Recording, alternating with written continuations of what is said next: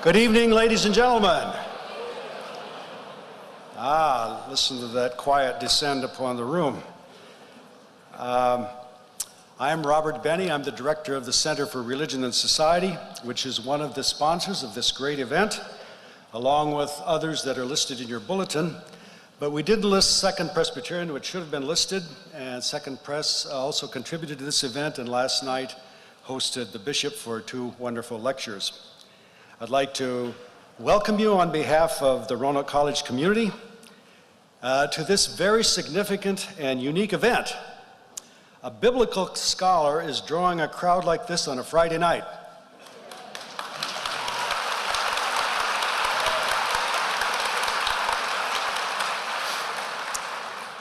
This may not only be the largest crowd ever assembled in the Roanoke Valley to hear a biblical scholar, but that scholar is drawing such a crowd at the same time that Virginia Tech is playing Illinois in a nationally televised basketball game.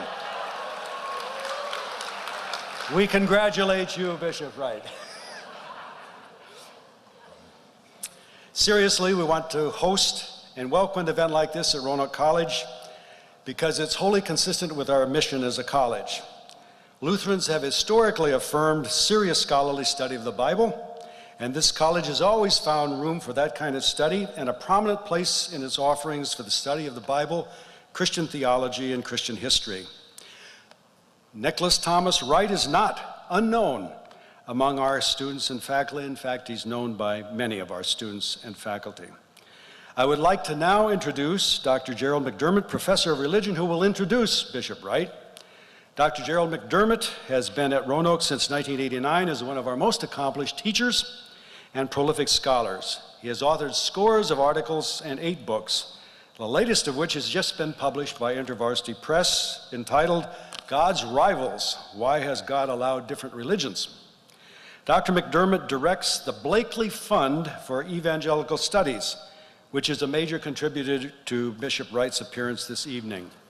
Thomas Blakely, who some of you have known perhaps, was an energetic, civic-minded Christian here in Salem who made a major bequest to Roanoke College before his death in 2001 for this very purpose.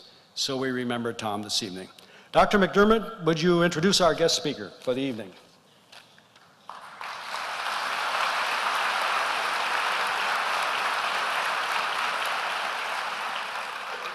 We thank you for coming.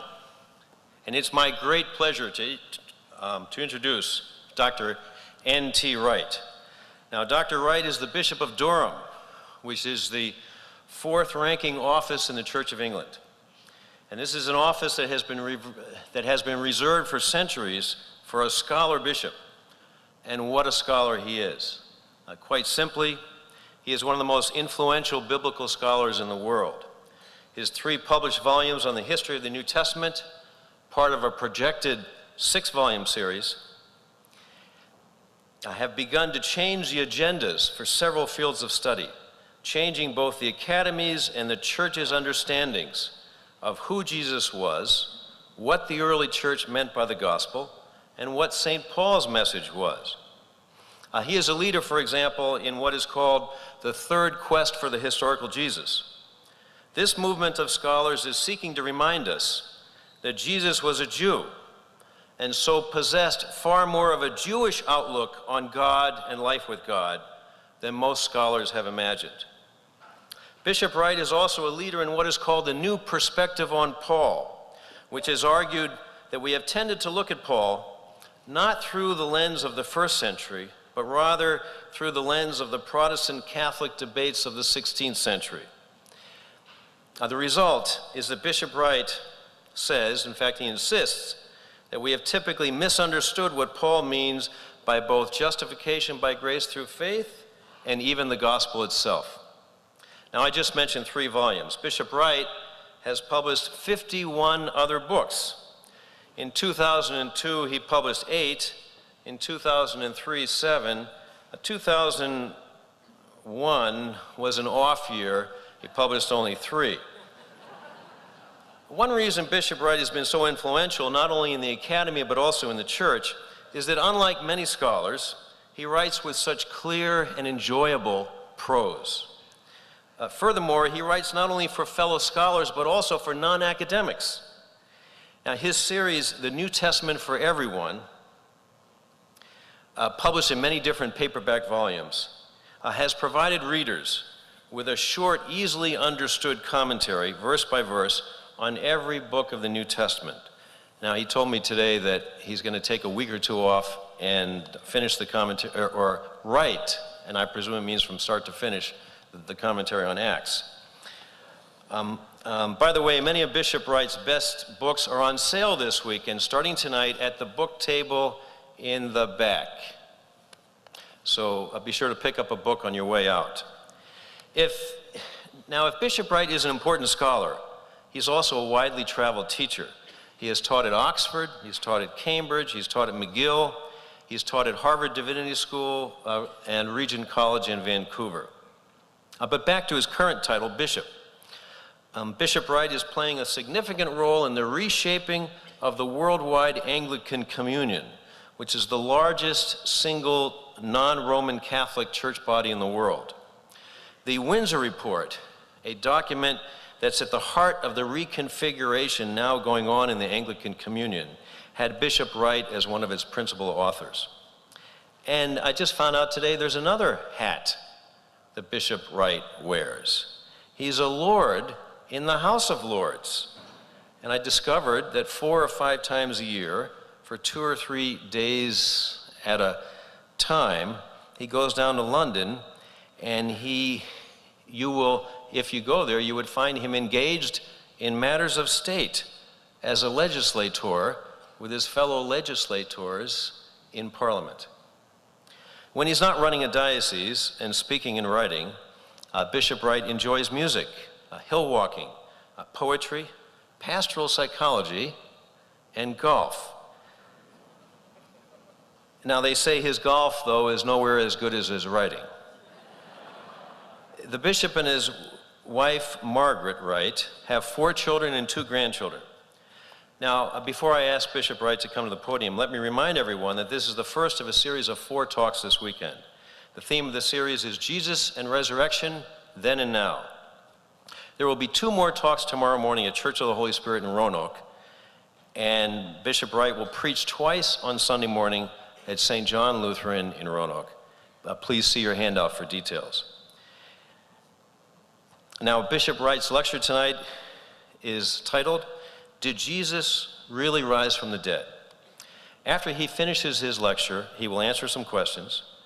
If you would like to pose a question, please write it out on one of the handouts that you were given and pass it to an usher just a bit later. Please welcome, ladies and gentlemen, Bishop N.T. Wright.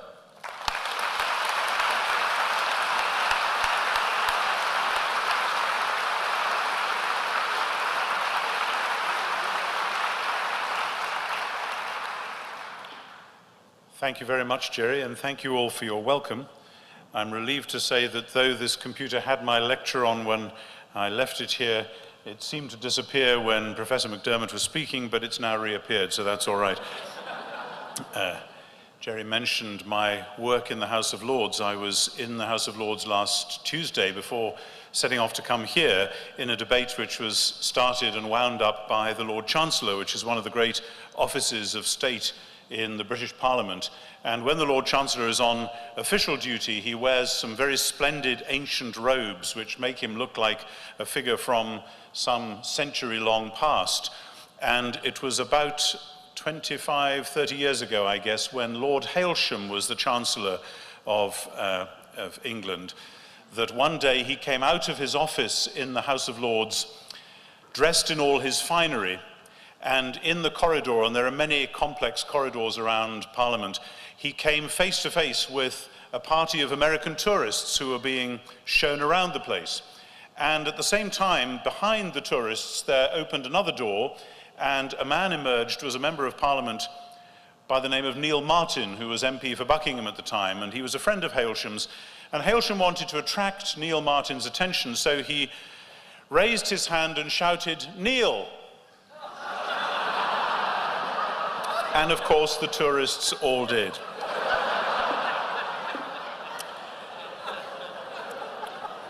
So you see the kind of reflections that an Englishman has coming from the House of Lords to address a bunch of Americans on a Friday evening in Roanoke. Thank you for your welcome. It's great to be here. Maggie and I are enjoying your wonderful hospitality.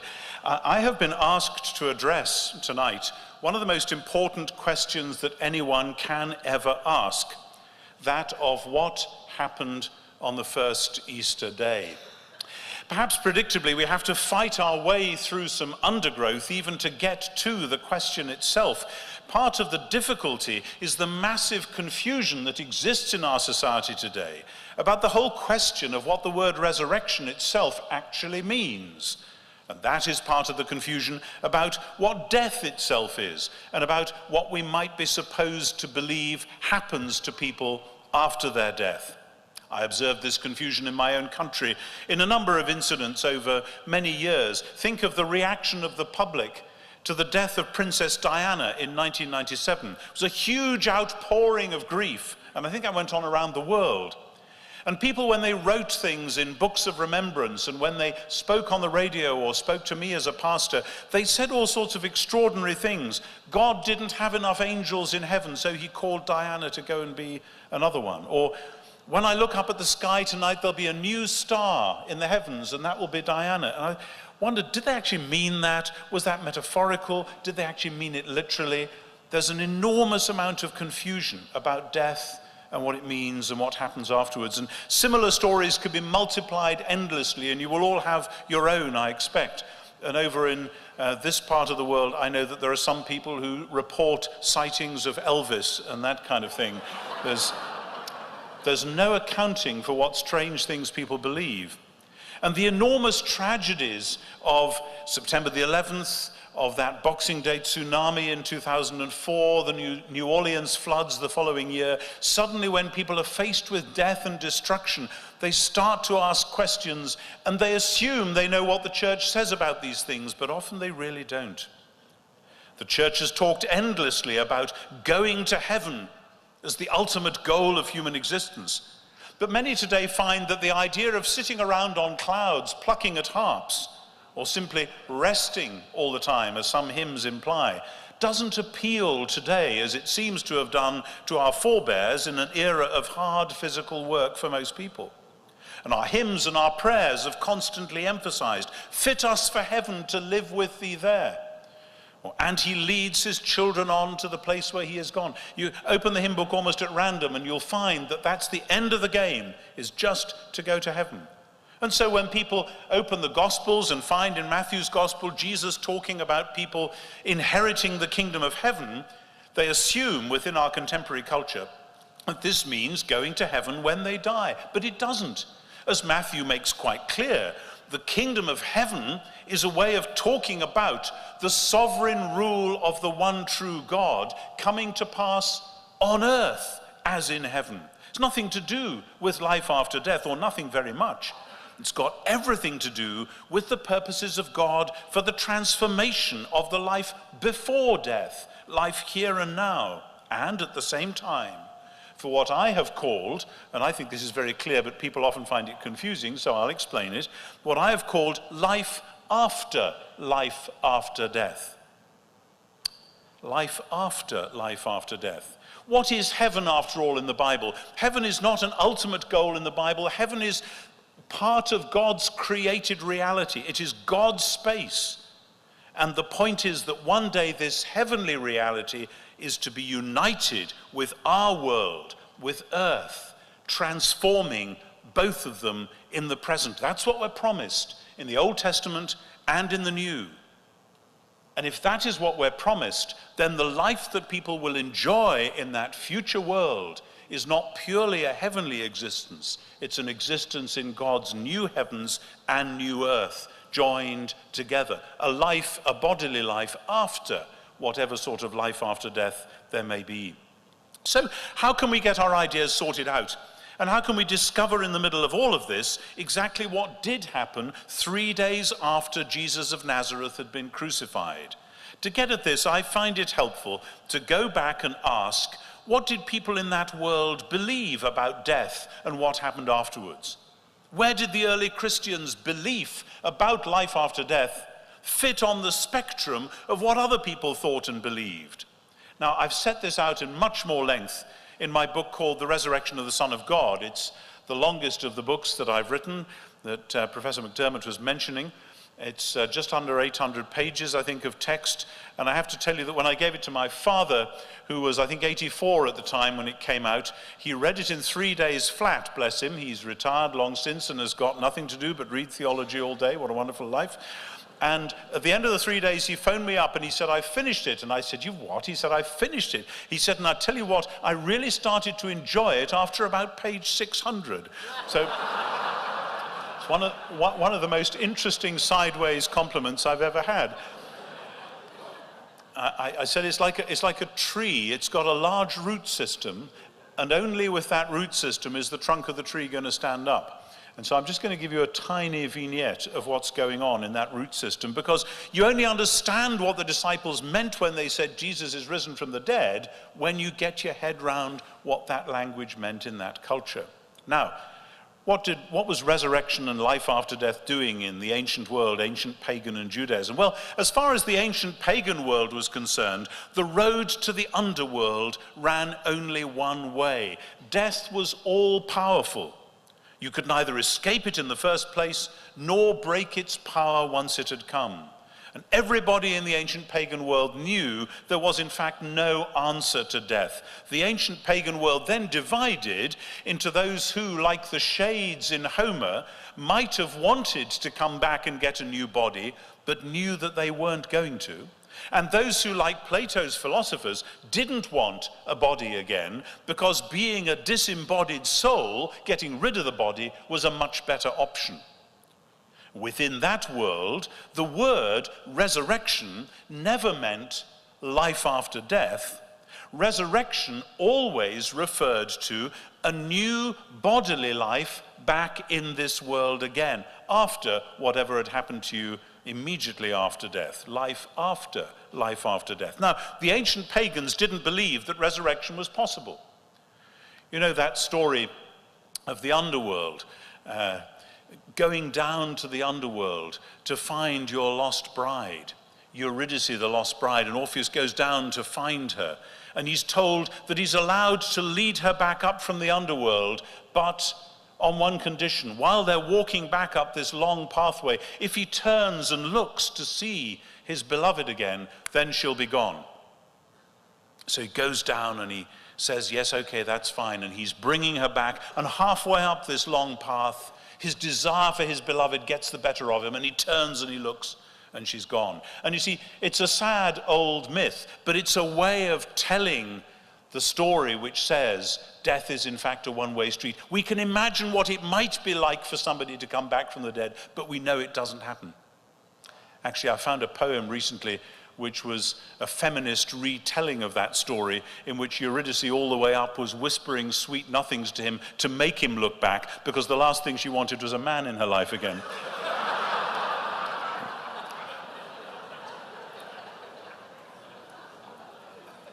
So resurrection was a way of saying that's what would be a new bodily life after death, but we know it doesn't happen. Now, the ancient pagans knew about ghosts and spirits and visions and hallucinations. There's a lot of literature which describes those things. That's not what somebody means by resurrection. If you say it's a ghost, that's not the same thing as a resurrection. Resurrection means bodies. What about the ancient Jewish world? Now, there's a spectrum of belief there too. Some Jews in the first century agreed with those pagans who denied any future life, especially a re-embodied one. The Sadducees, the first century Jewish aristocracy, are famous for taking this position. No future life, certainly not an embodied one. Other Jews, like the philosopher Philo, agreed with those pagans, the Platonists, who believed in a glorious but disembodied future for a soul.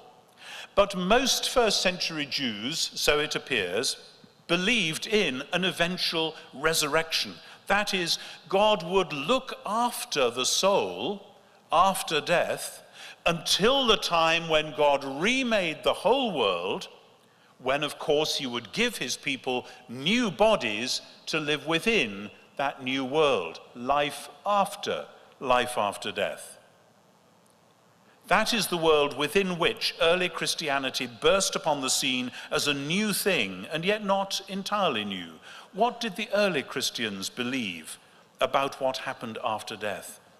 What was their future hope?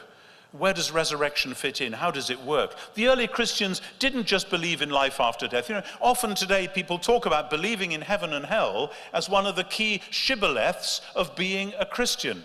I should apologize, by the way, to the signer. I have no idea how you sign the word shibboleth, but I'm sure you're doing it really well. Madam, had I known you were going to be there, I would have given you a copy of the script, and I'm sorry. There we are. Heaven and hell, however, is just a rough and ready way of saying something which in the Bible is more complex and actually more interesting. Because the early Christians don't talk much about what's going to happen immediately after they die. They talk more about the ultimate future when God's new world happens and people will be raised from the dead. When Jesus tells the brigand that he will join him in paradise next day, that very day, today you will be with me in paradise, paradise cannot be the ultimate destination. Luke 24 makes it clear that Jesus 3 days later is raised from the dead. He hasn't stayed in that temporary holding place. When Jesus declares in John 14 that there are many dwelling places in his Father's house, the word for a dwelling place in Greek doesn't refer to your ultimate home, it refers to a temporary wayside lodging where you go and stay en route for the final destination. The early Christians held firmly to a two-step belief about the future. First, death and what lies immediately beyond. Second, a new bodily existence in a newly remade world. Now, there's nothing remotely like this in paganism. This belief is as Jewish as you can get. But within this Jewish belief, there are no fewer than seven early Christian modifications, each of which crops up in a diverse range of Christian writers right across the first 2 centuries AD. And this is more important because what people believe about life after death tends to be very conservative. When you're faced with bereavement or grief, people lurch back for safety to what they have heard or learned from their families, from their traditions. But all the early Christians articulate a belief which in these 7 ways is quite new. And this is the sharp point at which the historian has to ask, why? Why did they do it like this? Each of these, like everything I'm saying tonight, could be spelt out at much more length and indeed is in the big book to which I've already referred. So I'm just going to summarize them. The first of these modifications is that within early Christianity, there is virtually no spectrum of belief about life beyond death. There isn't a spectrum in which different people believe different things. Christianity looks to this extent like a variety of Pharisaic Judaism, not like Sadducees, not like Philos, certainly not like the pagans. The New Testament mentions some people who are muddled at this point, some who think the resurrection has already happened, but those muddles don't seem to have lasted very long. We have good evidence for early Christian debates on all sorts of topics, some of them fierce and sharply polarized, but virtual unanimity about resurrection. That's the first modification. The second modification is that in Second Temple Judaism, the Judaism of that period, resurrection is important, but it's not that important. Lots of lengthy Jewish works of the time never mention the question, let alone the answer. It's still difficult to find out what the Dead Sea Scrolls thought about resurrection or not. People believed in resurrection, but it wasn't at the center of their thoughts. But in early Christianity, resurrection has moved from the circumference to the center. You can't imagine Paul or John without it. Belief in bodily resurrection, interestingly, was one of the 2 things that the pagan doctor Galen in the 2nd century knew about the Christians. So there's this funny group of people, and they actually believe in resurrection. The other thing he knew about them, interestingly, was their remarkable sexual restraint. For them, resurrection was absolutely central. The third mutation within the Jewish worldview at this point has to do something with more organic about what resurrection actually means. In Judaism, nobody is very precise about what sort of a body people are going to have when they are raised from the dead. There's some confusion on that. You can affirm resurrection, but it's not clear whether it's a body exactly like this one or whether it's going to be something utterly, as we would say, supernatural and glowing or luminous or whatever. But from the start within early Christianity, it is built in as part of a belief in resurrection that the new body, though it certainly will be a body in the sense of occupying physical space and time, will be a transformed body, a body whose material created from the old material will have new properties. Particularly, it will be incorruptible, incapable of decaying or dying. That's the third mutation within the Jewish view of resurrection. The fourth mutation is that resurrection as an event has split into two. First century Jews expected the resurrection as something that would happen to all God's people at the end of time. The early Christians agreed that that would happen, but they said that it had also happened in advance to one person, Jesus, in the middle of time. There's no precedent for that in Judaism. The fifth mutation is what, in dialogue with me, the scholar and writer Dominic Crossan called collaborative eschatology. That's a wonderfully heavy-handed, clunky term. And what does it mean? The early Christians believed that if resurrection had begun with Jesus and would be completed in the final great resurrection on the last day, they believed, therefore, that God had called them to work with him in the power of the Spirit in the present, to implement the achievement of Jesus, and thereby to anticipate the final resurrection, and to do this work in personal and political life, in mission and holiness. Collaborative eschatology, something which has already started to happen, God's new world, God's new creation, and God now collaborating with his people in taking that project forward. That's a new thing in Christianity. The sixth mutation is the different metaphorical use of the word resurrection. When the word resurrection is used metaphorically in Judaism, it refers to the restoration of Israel after exile, as in Ezekiel 37. But from the earliest days of Christianity, that meaning has more or less entirely disappeared, and in its place we have a new metaphorical meaning of Christianity to do with baptism as dying and rising with Christ, and a new life of strenuous ethical obedience enabled by the Holy Spirit, a life to which the believer is then committed. Now, again, metaphorical usages like that don't just happen. Somebody has reflected on what those words now have to do, the jobs required. This is a new thing from within Judaism, but a new thing that no Jews until the early Christians had ever imagined. And the seventh and last mutation from within the Jewish resurrection belief was its association with messiahship. Nobody in Judaism had expected that the Messiah would die. So nobody imagined that the Messiah would rise from the dead. Yes, there are some Old Testament texts to which the Christians appeal, but it appears that nobody had read them in that way until the Christians came along. And this leads, you see, to a remarkable modification, not just of resurrection belief, but of messianic belief, which becomes rethought around Jesus and his death. No Jew with any first century regular understanding of messiahship could have imagined after his crucifixion that Jesus of Nazareth was indeed the Lord's anointed. But from very early on, the Christians said Jesus is indeed the Messiah, precisely because of his resurrection.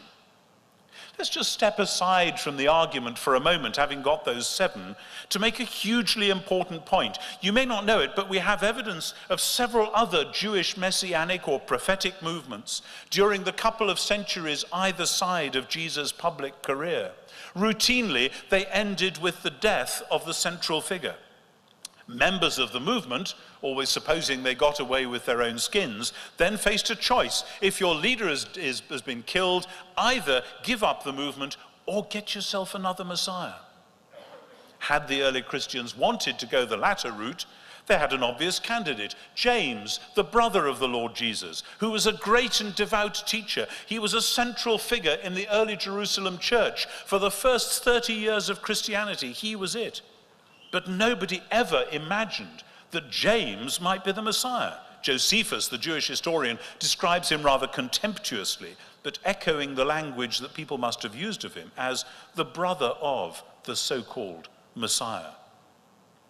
Now, this means that we can already rule out some very common suggestions. Many have proposed that the early disciples were so overwhelmed with grief at Jesus' death that they picked up the idea of resurrection from their surrounding culture and clung on to that. Maybe he's been raised from the dead, maybe, and then finally persuading themselves it was true, and then going out and telling people that it was true. Some have suggested that the earliest Christians believed that after his death, Jesus had been exalted to heaven, and then they gradually started to speak about resurrection because of that. Or that they had a sense that they had to carry on his mission to bring in God's kingdom, and that made them say he was raised from the dead. But would that make any sense? We can test it out with a little thought experiment. In AD 70, 40 years after Jesus' death, the Romans conquered Jerusalem and they led thousands of Jews captive back to Rome, including the man they regarded as the king of the Jews, the leader of the Jewish revolt, a man called Simon Bar Giora. Simon was led into Rome at the back of Titus's triumphal procession, and at the end of the spectacle, as everyone knew was going to happen, the king, the rebel king, the leader of the enemy, was flogged and executed. Now, supposing we imagine a few Jewish revolutionaries 3 days or 3 weeks afterwards. Somehow they've managed to escape being killed themselves and they're in hiding. And one says, I think Simon really was the Messiah, and I think he still is. And the others are puzzled. Of course he isn't. The Romans got him. They killed him. That's what they do to people. If you want a Messiah, you better find another one. Says the first, but I think he's been raised from the dead. What do you mean, his friends ask? He's dead and buried. Oh no, replies the first. I believe he's been exalted to heaven. The others look very puzzled. All the righteous martyrs, all those who have died for their faith, of course they're in heaven with God. Everybody knows that. The souls of the righteous are in the hands of God, and there shall no torment touch them. Famous Jewish text. That doesn't mean they've already been raised from the dead. It means they will be one day. Resurrection isn't something that happens to one person in the middle of history. No, replies the first, you don't understand. I've had a strong sense of God's love surrounding me.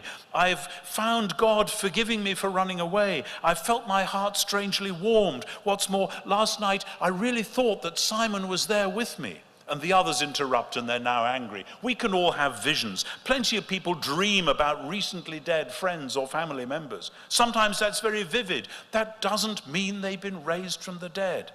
It certainly doesn't mean that one of them is the Messiah. And if your heart has been warmed, then for goodness sake, sing a psalm. Don't make wild claims about a dead man. That is what they would have said to anyone offering the kind of statement which, according to the revisionists, the skeptics, somebody must have come up with at the beginning, as the beginning of the idea of Jesus' resurrection. But this solution isn't just incredible, it's historically impossible. Had anyone said any of those things that revisionists have suggested, some such conversation as I've just given you would have ensued. A little bit of disciplined historical imagination is all it takes to blow away enormous piles of so-called historical criticism. What is more, to round off this seventh mutation from within the Jewish belief that I've just done a riff out of the side of, because of the early Christian belief in Jesus as Messiah, we find the development of the very early belief that Jesus was Lord and that therefore Caesar wasn't. That's a whole other topic for another occasion. But already in Paul, the resurrection, both of Jesus and then in the future of all his people, is the foundation of the Christian stance of allegiance to a different king, a different Lord. Death is the last weapon of the tyrant. The point of the resurrection, despite much misunderstanding, is that death has been defeated. The tyrant's last weapon has been trumped. Resurrection is not the redescription of death, it is the overthrow of death. And with that, the overthrow of those whose power depends on their ability to deal in death. Despite the sneers and slurs of some contemporary scholars, it was those who believed in the bodily resurrection who were thrown to the lions and burnt at the stake. Resurrection was never a way of settling down and becoming respectable. The Pharisees could have told you that. Resurrection was always bound to get you into trouble, and it regularly did. So I have now noted 7 major mutations within the Jewish resurrection belief, each of which became central within the Christianity of the first 2 centuries. The early Christian belief in resurrection remains emphatically on the map of first century Judaism rather than paganism, but from within Judaism it has opened up a whole new way, unprecedented, of seeing everything, and this demands a historical explanation. Why did the early Christians modify the Jewish resurrection language in these 7 ways so consistently? When we ask them, they of course reply that they did it because of what happened to Jesus. And this projects us on into the next part of the lecture, which is of course to ask, so what must we then say about the very strange stories which they tell about that first Easter day? When we plunge into the stories of the first Easter day, the accounts that we find in the closing chapters of the 4 canonical Gospels, we find that the stories of Easter don't fit snugly together. How many women went to the tomb and at what point? And how many angels or men did they meet there? Did the disciples meet Jesus in Jerusalem or in Galilee or both? And so on. But surface discrepancies don't mean that nothing happened. Indeed, they are a reasonable indication, as any student of law court evidence will tell you, that something remarkable happened, so remarkable that it generated quick, rapid-fire tellings of the story, which were precisely not scrunched down so that they all agreed with one another, but were allowed to stand in their original vividness. I want to draw attention to 4 strange features of the stories about the first Easter day, which compel us to take them seriously as very early accounts.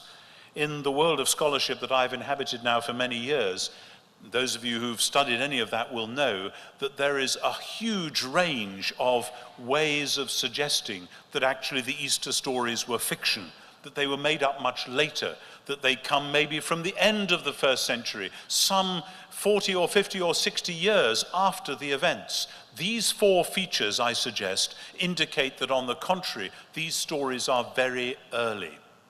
First, note what I call the strange silence of the Bible in the stories. Up to this point, all 4 evangelists, Matthew, Mark, Luke, and John, have drawn heavily upon the Old Testament, as we call it, the Hebrew Scriptures.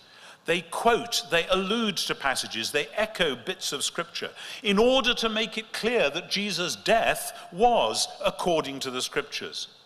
But the resurrection narratives are almost entirely innocent of such echoes, with only 1 or 2 small exceptions. And this is the more remarkable in that from St. Paul onwards, the common creedal formula declared that the resurrection too was according to the Scriptures.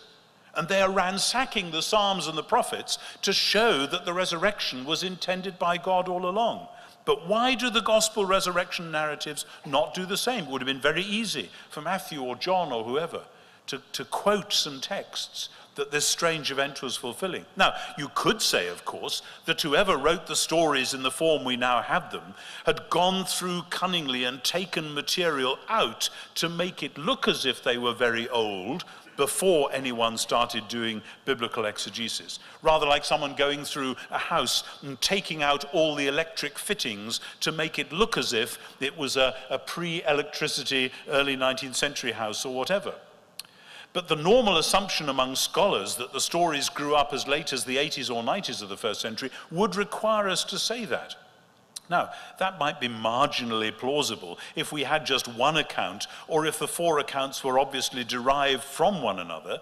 Answer is we don't, and they aren't. You have to imagine 4 very different writers, each deciding to write up an Easter narrative, removing all the biblical echoes and allusions. Very silly. It's infinitely more probable that the stories, even if they were written down a lot later, go back to very, very early oral tradition, which had been formed and set in the minds of different storytellers before anyone had had any time for biblical reflection. The second strange feature of the stories is more often remarked upon, and it's the presence of the women as the first witnesses at the tomb. Whether we like it or not, and we don't, of course, women were not regarded as credible witnesses within the ancient world. Notice what happens already by the time Paul is writing 1 Corinthians, early 50s, say, when the tradition has had a chance to sort itself out and acquire fixed forms, Paul tells the story of what happened on the first Easter day, 1 Corinthians 15, and the women have been airbrushed out of the account. They've gone. They are apologetically embarrassing. But there they are in all 4 gospel stories, front and center. They are the first witnesses, nay, they are the first apostles. Nobody would have made them up. Had the tradition started in the male-only form that we find in 1 Corinthians 15, it would never, ever have developed into the female-first stories that we find in the Gospels. When we see Mary Magdalene at the tomb on Easter morning, we know that must have happened. Nobody would ever have made it up. The third strange feature is the portrait of Jesus himself. Many revisionists have tried to make out that the gospel stories developed either from people mulling over the scriptures and then imagining a resurrection, or from an experience of an inner subjective illumination. But if that had happened, the one thing you would expect is for the risen Jesus to be shining like a star. That's what Daniel says will happen. That's what an experience of inner illumination might have generated. But interestingly, none of the Gospels say that about Jesus at Easter. Indeed, he appears as a human being with a body that is in some ways quite normal. He can be mistaken for a gardener or a fellow traveler on the road. Yet, the stories also contain, and this marks them out as among the most strange stories ever written, they contain definite signs that this body has been transformed. It's clearly physical. It has used up, so to speak, the matter of the crucified body, hence the empty tomb. But equally, it comes and goes through locked doors. It is not always recognized. One of the strangest moments in the resurrection stories is when, in John chapter 21, Jesus is cooking breakfast by the shore, and the disciples come to shore, and John says, none of them dared ask him, "Who are you?" because they knew it was the Lord. Now, that's extremely odd. They'd been with him for 3 years, day and night. You don't say just a few days later, "Who are you?" And yet there was something different, something very much the same and something very different. Now, this kind of account is without precedent. There are no biblical texts which predicted that the resurrection would involve this kind of body. It's a complete innovation. Why? The fourth strange feature is that the resurrection accounts themselves never mention the future Christian hope. Almost everywhere else in the New Testament, whenever you find mention of the resurrection of Jesus, it's spoken of in direct connection with the final hope that those who belong to Jesus will be raised as he has been raised, and with the note that this must be anticipated in the present in baptism and behavior. Now, I don't know how many of you here in this hall tonight are preachers, but I've heard lots and lots of Easter sermons which say something like, Jesus is raised, therefore there is a heaven and we'll be going to it after we die. Or, better, Jesus is raised, therefore God's new creation is a reality and we will one day inherit it. Interestingly, neither Matthew nor Mark nor Luke nor John say that. Oh, that's true. Paul says it. It's there in the New Testament, but not in the resurrection narratives themselves. In those narratives, it says, Jesus is raised, therefore he really is the Messiah. He is the world's true Lord. Jesus is raised, therefore God's new creation has begun, and we've got a job to do, and we better get on with it. Once again, had the stories been invented towards the end of the first century, this interpretation would certainly have included a mention of the final resurrection of all God's people. These 4 pointers, brief as I've given you them, mean that we can conclude that it is far, far easier to believe that the stories are essentially very early, prior to Paul's writings, and that they have not been substantially altered except for light personal polishing in subsequent transmission and editing.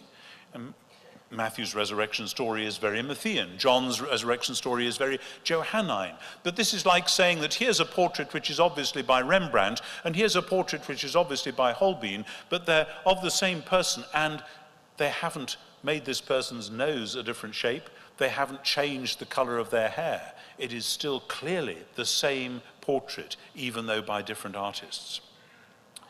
And this is the more or less universal witness of the early Christians. They were who they were. They told the stories they told, not because of a new private religious experience or insight, but because of something that had happened. Something that had happened to the body of the crucified Jesus, and something that they at once interpreted as meaning that he was, after all, the Messiah, that God's new age had, after all, broken into the present time, and that they were charged with a new commission, something which made them reaffirm the Jewish belief in resurrection, not swap it for a pagan alternative, but introduce several distinctive but consistent modifications within that belief. And it's now time to ask, in the third section of this lecture, what can the historian say about all this? I begin with what I regard as fixed historical points. The only way we can explain the phenomena we have been examining is by proposing a two-pronged hypothesis. First, Jesus' tomb really was empty. Second, the disciples really did encounter him in ways which convinced them that he was not simply a ghost or a hallucination. Let me just say a brief word about each of those, the tomb and the meetings. First, if the disciples had simply seen, or thought they saw, someone that they took to be Jesus, that without an empty tomb would not by itself have generated the stories that we have. Everyone in the ancient world took it for granted that people sometimes had strange experiences involving encounters with the dead, particularly the recent dead. There's plenty of stuff in ancient literature about that. They knew at least as much as we do, probably more, because in our post-Enlightenment world we've screened it out and tried to pretend it doesn't happen. They knew at least as much as we do about visions and ghosts and dreams, and the fact that such things often occurred within the context of bereavement or grief. They had language to describe such things, and that language was not resurrection. However many such visions they'd had, they wouldn't have said that Jesus was raised from the dead. They weren't expecting such a resurrection. In any case, this is a point people often ignore or conveniently forget. Jesus was buried according to a particular Jewish tradition, which was designed to occur in two distinct stages. First, you carefully wrap up the body with spices and linen and put it on a shelf in a cave. There'll be other shelves because you'll be coming in to bury other bodies. That's why you have the spices, because of the smell. But when the flesh of that body has decomposed, you then, and that might be 6 months to 2 years later, you then go back and you collect the bones and you fold them up in a prescribed order with the skull on top, and you store them in a bone box, an ossuary. If Jesus had not been raised, sooner or later, someone would have had to go and collect his bones and fold them up and store them. Even if anyone had been suggesting that he'd been raised from the dead, doing that would be enough to disprove the suggestion. Any apparent meetings with Jesus that anyone had had would then have been dismissed. You've obviously just seen a ghost. Likewise, an empty tomb by itself without meetings with Jesus proves almost nothing. Tomb robbery was common in the ancient world, especially where somebody had been famous or conceivably somebody thought they were royal. People might have buried treasure with this person. In any case, many have suggested it might have been the wrong tomb, though a quick check would have sorted that out. It might have been somebody taking the body away, the soldiers, the gardeners, the chief priests, other disciples, or whoever. That was the conclusion Mary drew in John's Gospel. They've taken him away, and perhaps it was the gardener. That was the conclusion the Jewish leaders put about, according to Matthew. His disciples stole him away. All sorts of similar explanations could have been offered and would have been, had not the empty tomb been accompanied by sightings of and meetings with Jesus himself. No. In order to explain historically how the early Christians came to hold the belief they did about those mutations in resurrection faith, and then their belief that Jesus had been raised and that that was the generation of it, we have to say at least this, that the tomb was empty except for some grave clothes, and that they really did see and talk with someone who gave every appearance of being Jesus, a Jesus who was strangely changed, more strangely than they were able fully to describe, but was very much alive, was very much embodied, very much with them. So the meetings on the one hand and the empty tomb on the other are each necessary if we are to explain the rise of the belief and the writings of the stories as we have them. Neither by itself would be sufficient. Empty tomb without meetings wouldn't do. Meetings without empty tomb wouldn't do. Put them together and they provide a complete and coherent explanation for the rise of early Christian belief. Is there an alternative explanation which would get us off the hook of saying that the ancient pagan view resurrection is impossible was wrong, along with its modern equivalents? No. I just want to note very briefly that the main alternative accounts, the revisionist proposals, lack explanatory power. Take the phenomenon of so-called cognitive dissonance.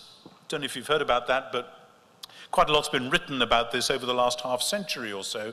Cognitive dissonance, as studied by social psychologists, is supposedly what happens when people want badly something to be true, but are faced with strong evidence to the contrary. And so they manage to leap over the data that point the wrong way, and they become even more strident in announcing their claims. Now, that theory has some initial plausibility. There are some interesting examples from history of people behaving in that way. But theories like this cannot serve as an explanation of the early Christian phenomena. In fact, the research on which the original theory of cognitive dissonance by a man called Festinger and others was deeply flawed, as I and others have shown elsewhere. But more particularly, it doesn't fit the state of affairs at Easter.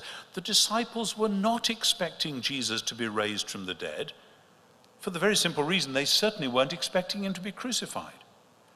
The fact that they were first century Jews and that resurrection was, as some people have said, in the air at the time, simply doesn't account for the radical modifications that they introduced into Jewish resurrection belief, or for the astonishing features of the Easter stories that I've just laid out.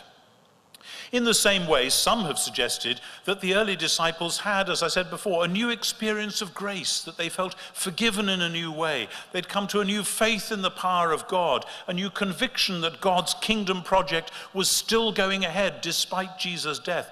But that too simply won't work. If you had a new experience of grace, that doesn't take you one step nearer at all, saying that the leader that you'd followed had been raised from the dead. Judaism already had a rich language for wonderful new spiritual experiences, and it doesn't include resurrection. There are many other smaller arguments that people have advanced from various angles. I've tried to study as many as I can. Other scholars have written about these in more detail. I think of the work of Gary Habermas or of William Lane Craig, who've made lifelong studies of the kinds of arguments that people put up against the resurrection. Let me just summarize a few of them, show that I haven't forgotten them. First, Jesus didn't really die. Someone gave him a drug which made him look like dead, and he revived in the tomb. Answer, excuse me, I'm a Roman historian. Roman soldiers knew how to kill people. That was their job. Anyone who let a would-be Messiah or King of the Jews escape half dead would not survive very long themselves, and in any case, no disciple would have been fooled by a half-drugged, beat-up Jesus into thinking that he had defeated death and inaugurated the kingdom of God. Second, I met this in a book not long ago. When the women went to the tomb, they met somebody else, and it was one of Jesus' family, maybe James, who was Jesus' brother, so he looked a bit like Jesus, and in the half-light, they thought it was Jesus himself. Sorry, they would have noticed soon enough. Third, Jesus only appeared to people who already believed in him. That's simply wrong. The disciples were not expecting that he would rise from the dead. And particularly Thomas in John 20 and Paul on the road to Damascus very firmly didn't believe and had to be convinced despite themselves. Fourth, people often say, well, the accounts that we have are all biased. They're all written by Christians, so they would say this, wouldn't they? Answer, so is all history and all journalism. Every photograph is taken by somebody from some angle. There is no such thing as a point of view which is nobody's point of view. Saying that this account is written from a point of view just says it's an account. Now let's discuss its content. Lots of others. And perhaps the most popular, what actually happened, some people say, was that they had some rich spiritual experience and that they thought that Jesus really was alive spiritually, and that they were still in touch with him. That is simply a redescription of a noble death followed by a platonic immortality. I'll say it again, resurrection was and is the defeat of death. Resurrection is not just a nice fancy description of death. It is something that reverses the effect of death. What's more, it's not something that happens at death, it's something that happens sometime after it, life after death.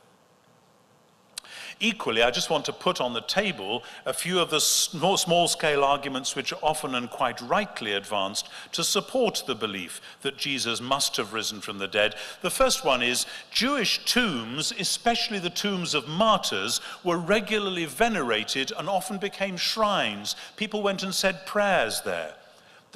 We know quite a bit about the early church. There is no sign whatever that anyone ever venerated Jesus' tomb, at least within the first couple of centuries. Of course, 3 or 4 centuries later, it was rediscovered, if it was, and a basilica was built over it conveniently, so you now can go and visit it if it really is the real one. Second, the early church's emphasis on the first day of the week as their special day is very hard to explain, granted their Jewish context, unless something striking really did happen then. If it was just a gradual dawning of faith over weeks and months and years, that wouldn't have been enough to kickstart a change in one of the most central symbolic features of Jewish life. Thirdly, a point which is often made, the disciples were hardly likely to go out and suffer and die for a belief that wasn't firmly anchored in fact. And all this brings us face to face with the ultimate question. The empty tomb and the meetings with Jesus are as well established by the argument I've advanced as any historical data could expect to be.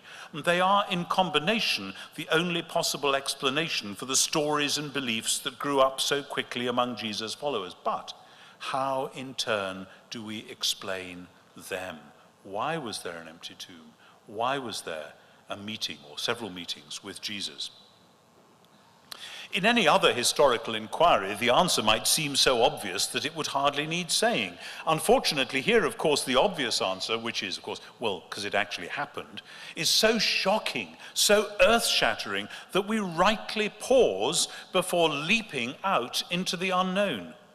So many misunderstandings have grown up at this point that it's impossible even to mention them here, let alone guard against them. And in addition, we do well to heed the warnings of those theologians who have cautioned against any attempt to stand on the ground of rationalism. We are just thinking reasonably, rational historical inquiry, and the attempt to prove in some mathematical fashion something which, if it happened, ought itself to be regarded as the center not only of history but also epistemology. In other words, not only of what we know about the past, but of how we know anything at all. If it's true, it must be like that.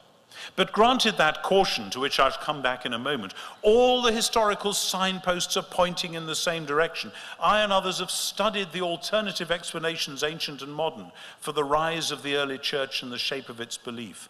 And far and away the best historical explanation is that Jesus of Nazareth, having been very thoroughly dead and buried, really was raised to life on the third day with a renewed body, not, please note, a resuscitated corpse. People sometimes say, well, we don't believe in a resuscitated corpse, so it must have been something spiritual and non-bodily. That misses the point. We're not talking about the resuscitation of a corpse. We're talking about a new sort of bodily existence for which there was no precedent and of which there remains no subsequent example.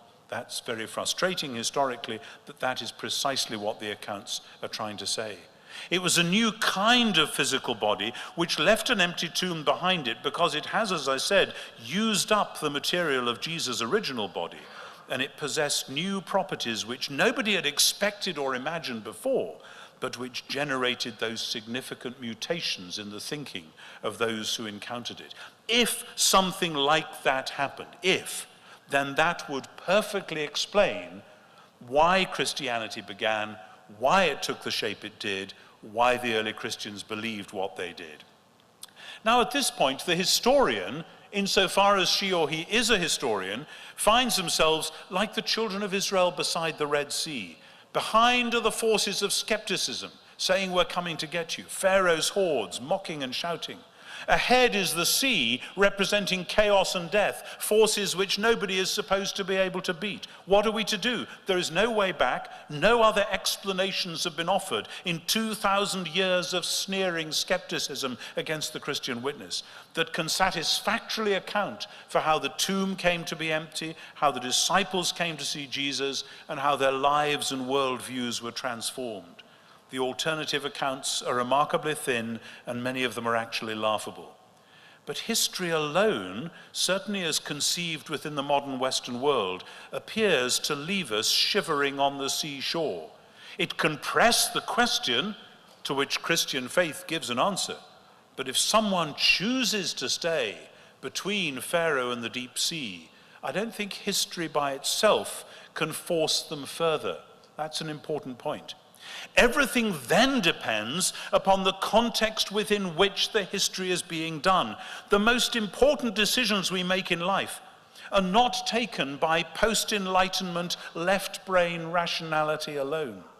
Worldview issues are at stake here, and they are not to be dealt with by the old liberal strategy of pretending that to believe in the resurrection of Jesus is impossible for those who accept what one writer has called current paradigms of reality. If that means capitulating before the worldview of Hume and other Enlightenment thinkers, I reply that precisely now in the 21st century, there are all kinds of reasons for questioning those current paradigms. In any case, it's wrong, as we've seen, to imply that the choice is between an ancient worldview and a modern or even a postmodern one. The ancient worldview of Homer, Plato, Cicero, and all the rest knew perfectly well that resurrection didn't occur. Belief in resurrection isn't an ancient worldview which we in the modern period now must reject. It's a Jewish and more specifically a Christian view which ancient people and modern people find impossible to believe unless there really might be a God of creation and justice, a God who will set the world right, a God who will do new things and bring about new creation. You see, I don't want to give the impression that you can simply argue right up to the central truth of Christian faith by pure human reason, building on simple observation of the world. Indeed, it should be fairly obvious that you can't do that. Equally, I wouldn't suggest, as some do, that historical investigation of this sort has no part to play, so that we can forget all the history I've been doing and simply take a blind leap of faith. No, God has given us minds to think. The question has been appropriately raised. How did Christianity begin, and why did it take the shape it did? Christianity appeals to history, and to history it must go. And the question of Jesus' resurrection, though it may in some senses burst the boundaries of history, also remains within them. And that is precisely why it is so important. It's so life and death. We could cope. The world could cope with a Jesus who ultimately remains a wonderful idea inside the disciples' minds and hearts. The world cannot cope with a Jesus who comes out of the tomb, with a Jesus who inaugurates God's new creation right in the middle of the old one. That is why, for a complete approach, we have to locate our study of history within a larger complex of human, personal, and corporate settings. I am aware that for many people today, it is still assumed that faith lives in a private sphere, shutting itself off from history, lest history make unwelcome inroads. And for many others, history insists on running everything by a closed chain of visible cause and effect, which is never open to anything new happening.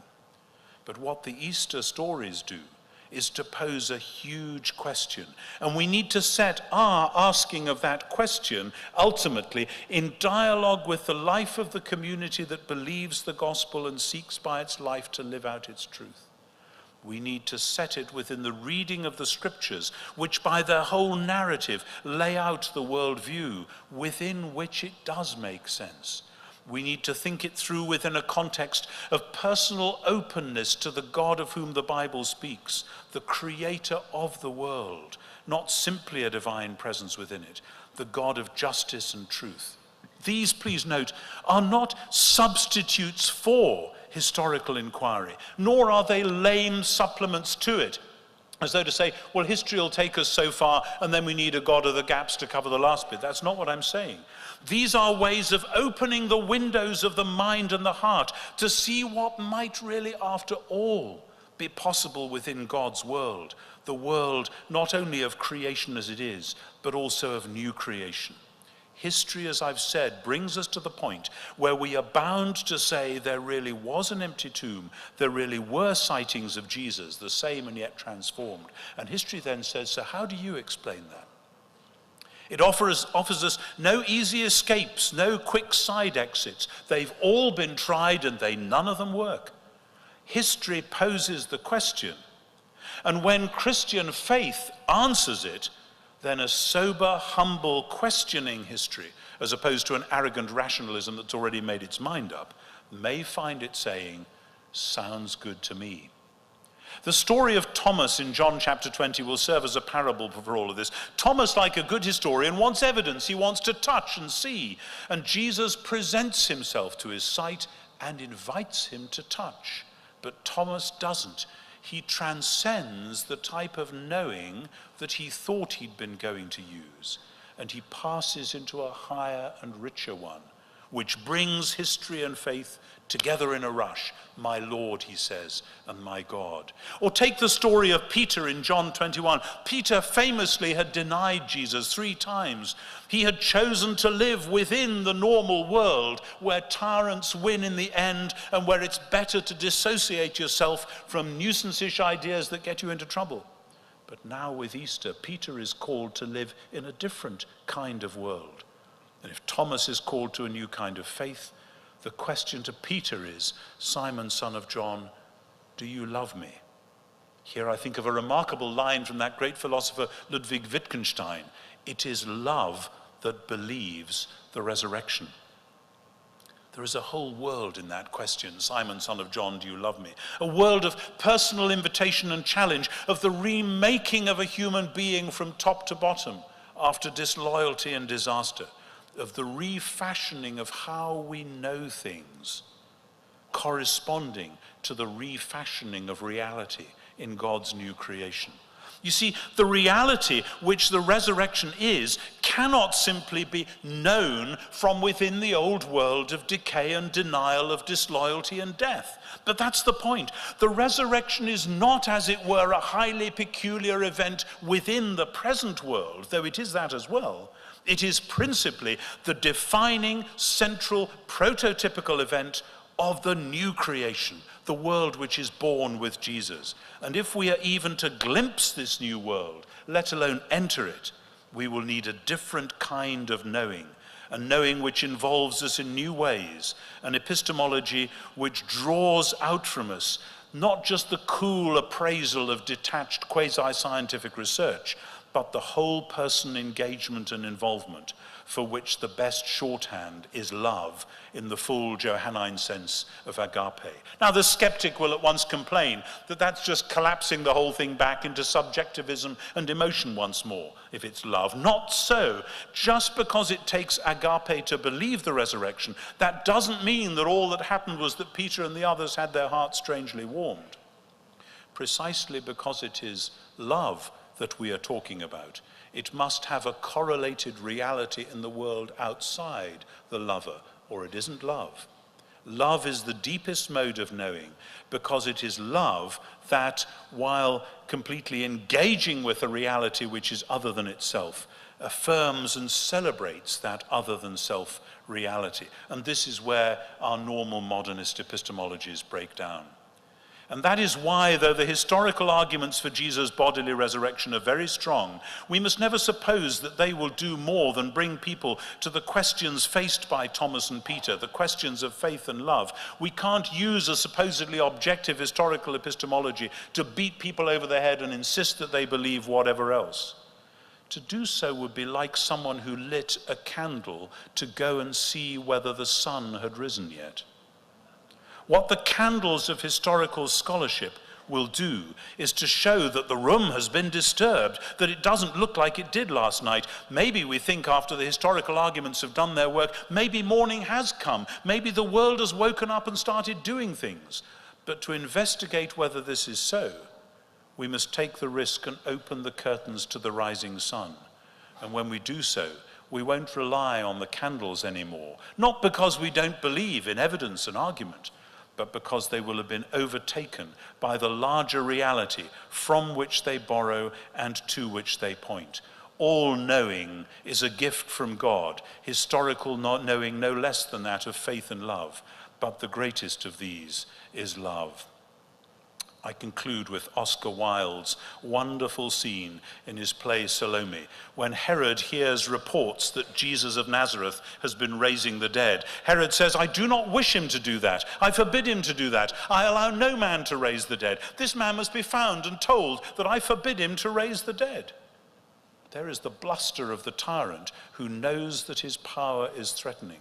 And I hear that same tone of voice today, not just in the politicians who want to carve up the world for their own advantage, but in the intellectual traditions that have gone along for the ride. Wilde's next haunting line is the real crunch. "Where is this man?" demands Herod. And the courtier replies, "He is in every place, my lord, but it is hard to find him." And that is where we're left this evening. A Jesus who won't be nailed down by skepticism, who won't fit within the limiting worldviews of any particular age or culture, but who makes his presence felt in 1,000 different ways and challenges us not only to belief but also to loyalty. Historical argument sharpens up the challenge. There is no other good explanation for the rise of early Christianity other than that Jesus of Nazareth was raised from the dead. But this leaves us with the personal and the social challenge, about which I shall be speaking, I think, tomorrow morning and then Sunday. Are we prepared for what it will mean to do business not only with this Jesus, but with the God who, if indeed he was raised on the third day, has declared him to be his son, and now calls all people everywhere to follow him? My answer to the question, did Jesus really rise from the dead, is then an unqualified yes. But like all the best answers, this one turns out to contain another deeper question, and it's this: what are you going to do about it? Thank you.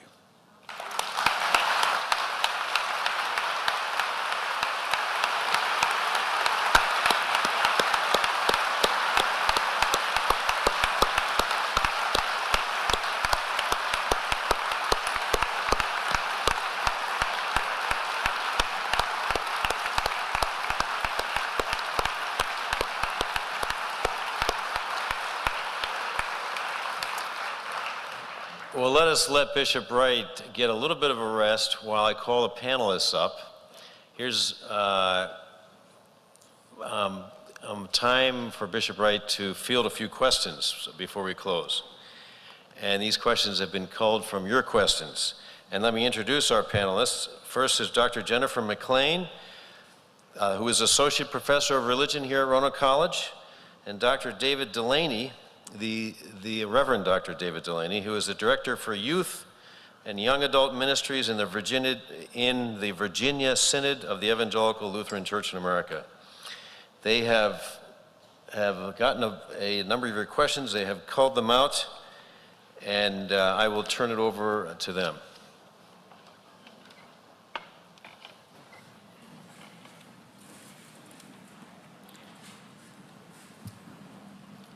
The first question reads thus: are there any objections to the historicity of the resurrection that you find difficult to answer? If so, how do you maintain certainty in the face of unanswerable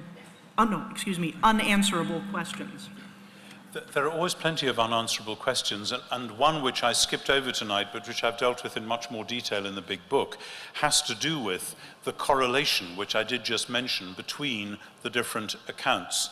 This business of how many women went to the tomb at what point, and who did they meet, and where did the appearances happen. Now, those are not quite as difficult as has sometimes been made out, and there is some harmonizing that is possible, but I have tended to take the line, as I hinted, that many other writers have done, which is confirmed again and again by those who study the laws of evidence in police courts and so on, that if 5 people all see the same traffic accident and at once give an excited and breathless account to the policeman, or to different policemen, then you will find that those accounts do not exactly match up. But that doesn't mean there wasn't a traffic accident. It just means that people are trying to describe what they saw, and it's more complicated than you might have thought. Indeed, one of the things which was missed out from this lecture in my determination to get it down to nearly an hour, which it wasn't when I started today, was a wonderful scene from a book called Wittgenstein's Poker, which describes an incident which took place in a seminar in Cambridge when Wittgenstein brandished a poker from the fire, appearing to threaten the philosopher Karl Popper with it. And those present included some of the finest theological minds in the mid-20th century world, but none of them could agree afterwards about what exactly had happened, what order the events had taken place in, and so on. There's a whole book written about that. And so, I mean, this is how real life works.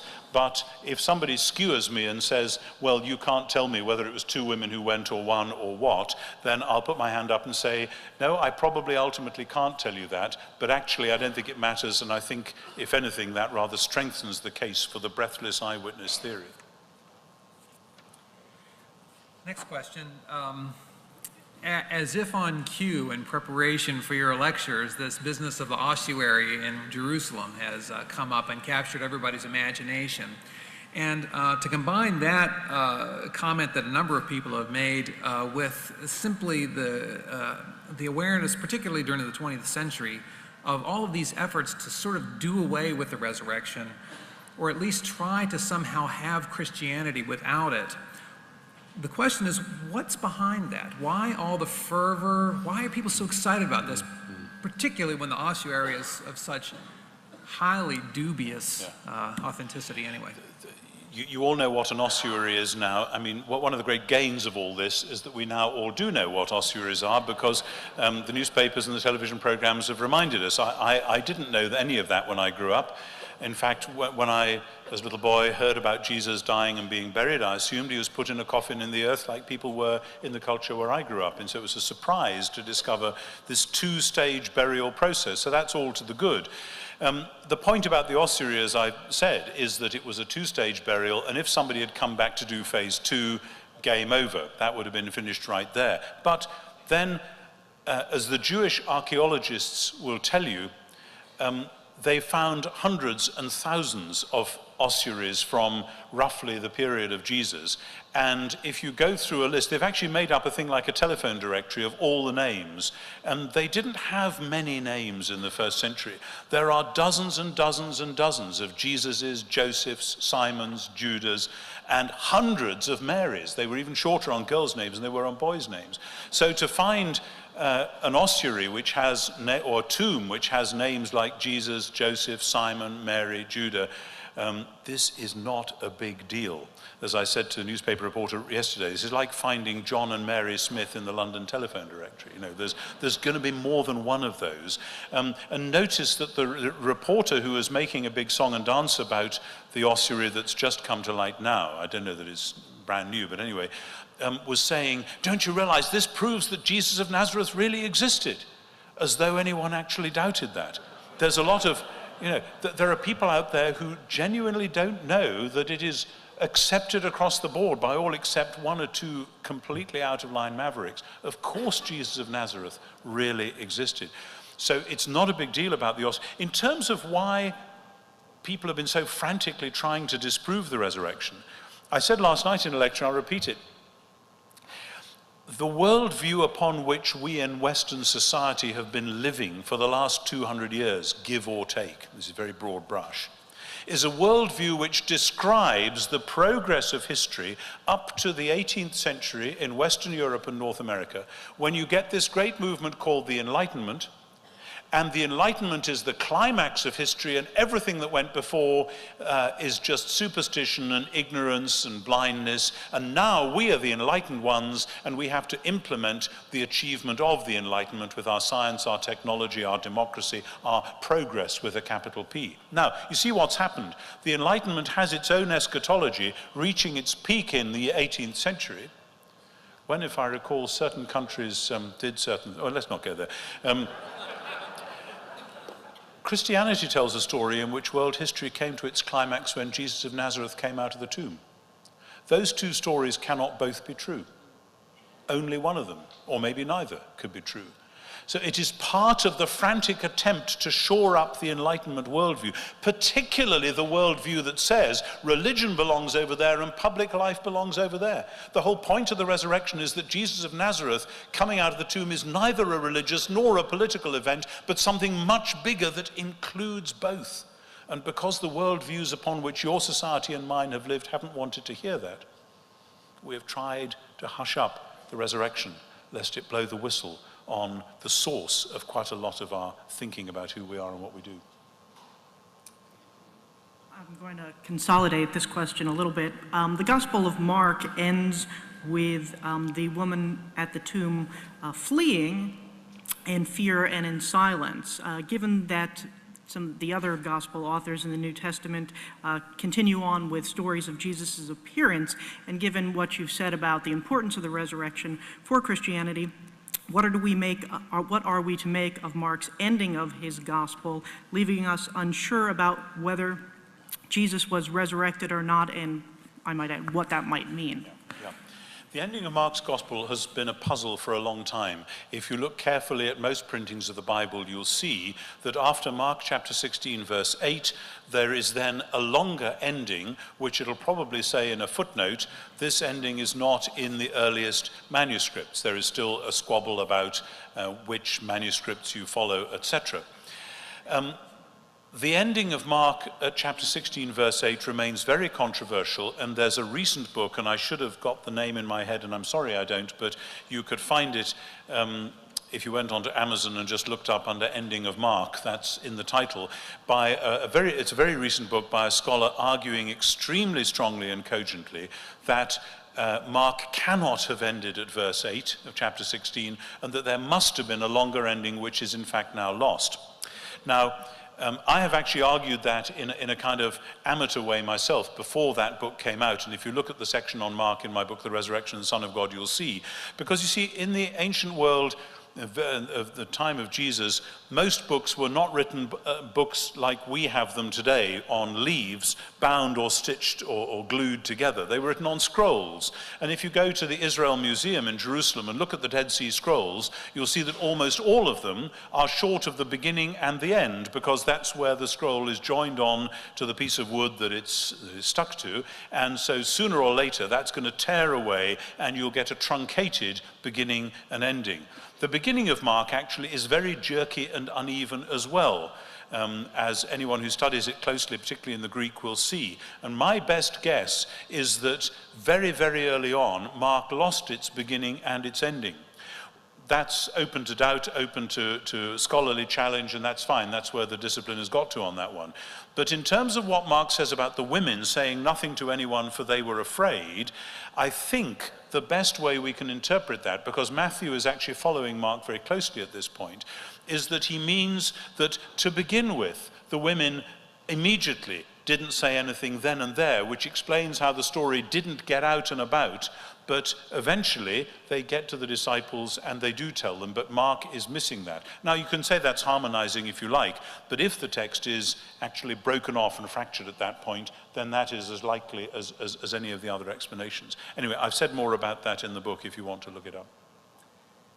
Another consolidation of several kinds of questions, but more having to do with the relationship of the resurrection to, say, evangelism. Nobody has really used that word, but I think it's a fair summary of a way of asking, as we continue to be the church and we continue to do our outreach, say in the specific task of bringing people to faith, what role should the proclamation of the resurrection have, in your view? The resurrection is very, very central to the proclamation of the church. Obviously, no resurrection, then, as Paul says in 1 Corinthians, what's the point? If Christ is not raised, our faith is futile, we are still in our sins. Let us eat and drink and be merry, for tomorrow we die. What's the fuss, folks? If there is no resurrection, then Judaism might still be true. Some form of paganism might well be true.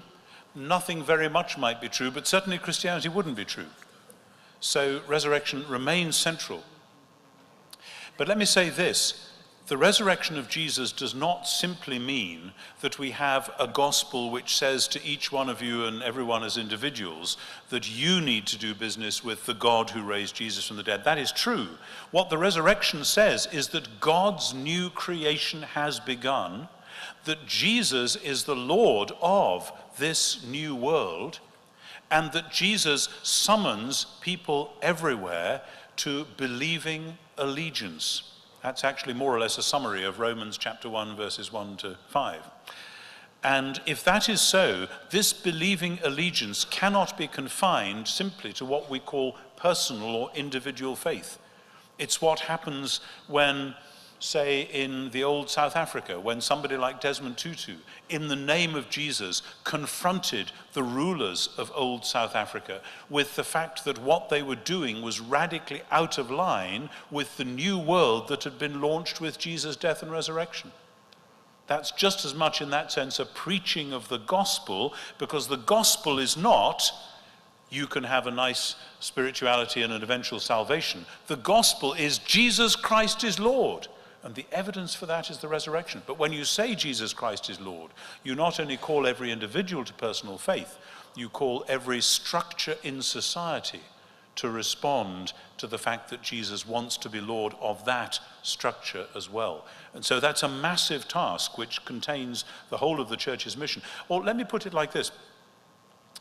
Older liberal theology in my country tended to work with a low Christology and a very high social agenda, saying that Jesus was a great teacher, we're not sure if he was the Son of God, and we're pretty sure he didn't rise bodily from the dead, but what matters now is housing the homeless, feeding the poor, sorting out the political problems of the world. My answer to that is, if Jesus didn't rise from the dead, what makes you think you're going to have any success taking on the principalities and powers of the world?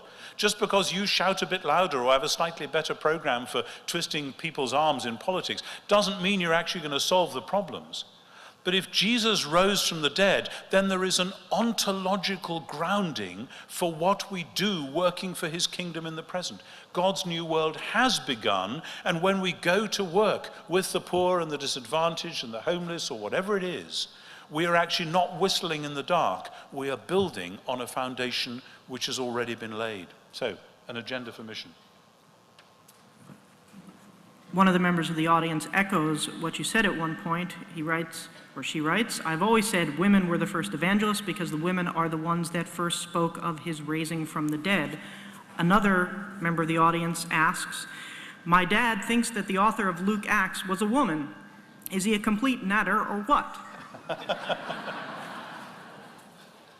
Sadly, it is highly unlikely that a woman in the first century would have been able to write the Greek of Luke Acts. I'm not saying it's impossible, but just in terms of education, education tended to be a male thing, which is another reason, of course, why women weren't considered credible witnesses, because they were regarded as uneducated, ignorant, etc., etc.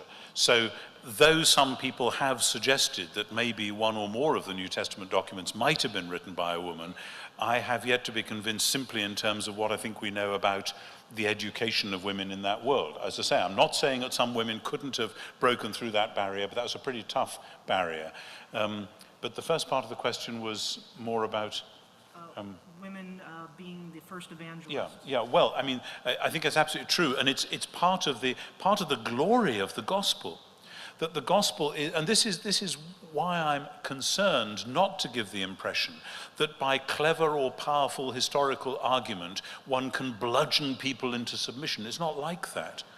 The gospel can be argued through and thought through, and it'll stretch your mind as far as you can go and further. But ultimately, the message of the gospel is conveyed with the strange weakness and foolishness of which Paul speaks. That please God by the foolishness of our preaching to save those who believe. And the foolishness of that preaching begins with frightened, almost hysterical women running off and saying, we think he's been raised from the dead. And of course the disciples say, don't be so stupid, you're out of your mind. And it wasn't long before the enemies of Christianity said, oh, your story, it's just based on the testimony of some women who had a fright in a graveyard and got all hysterical about it, so you needn't believe that. And the early Christians went on telling that Matthew, Mark, Luke, and John story. So yes, women as the first apostles and evangelists. This will be our last question for the evening. We live in a part of the world here where people are very, very enamored of things that were represented at, say, in the Left Behind series. Fascination with the rapture and that kind of eschatology. And a couple of our questions have asked what difference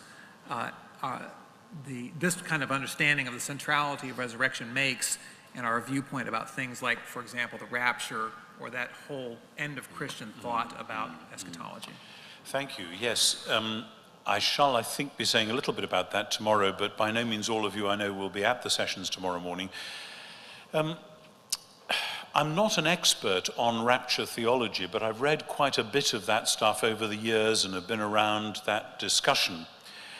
It seems to me that the rapture theory as normally conceived tries to base itself on a couple of verses towards the end of 1 Thessalonians 4, but reads them out of context and puts them into a framework of thought which is strictly speaking a dualistic framework in which the name of the game is to leave earth behind and go to heaven instead. Whereas the whole point of the last scene in the book of Revelation, Revelation 21, is not that people are going up from earth to heaven, as in the so-called rapture, but that the New Jerusalem is coming down from heaven to earth.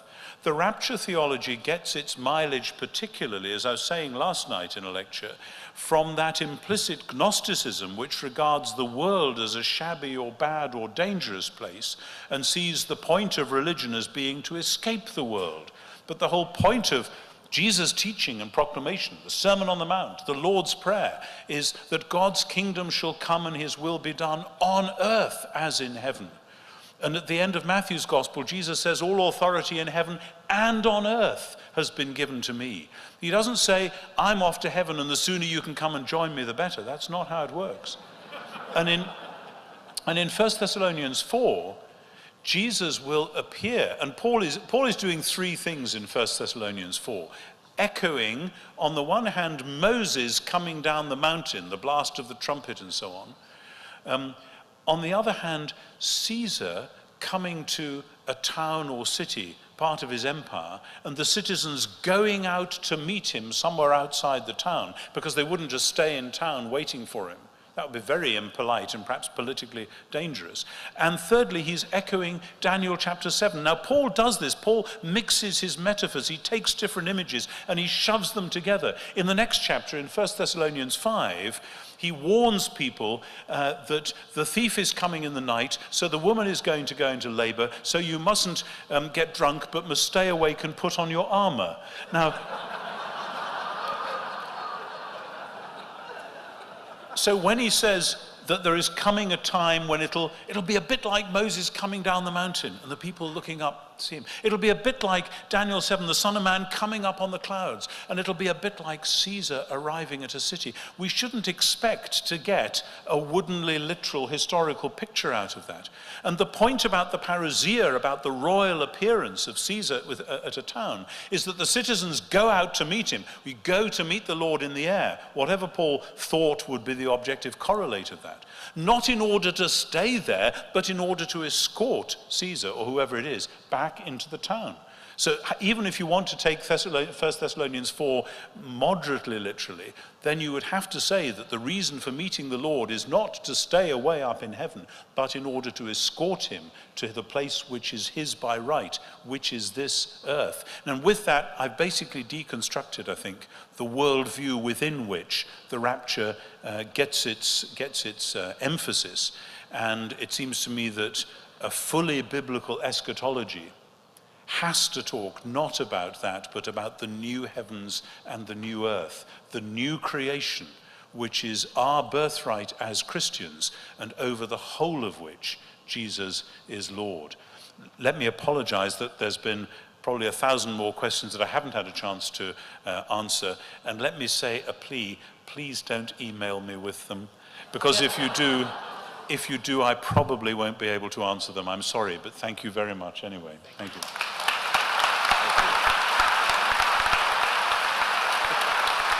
Now, please hold your applause for just a second.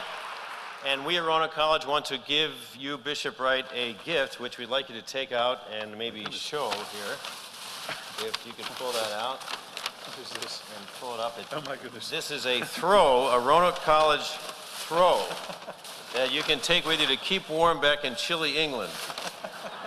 And actually,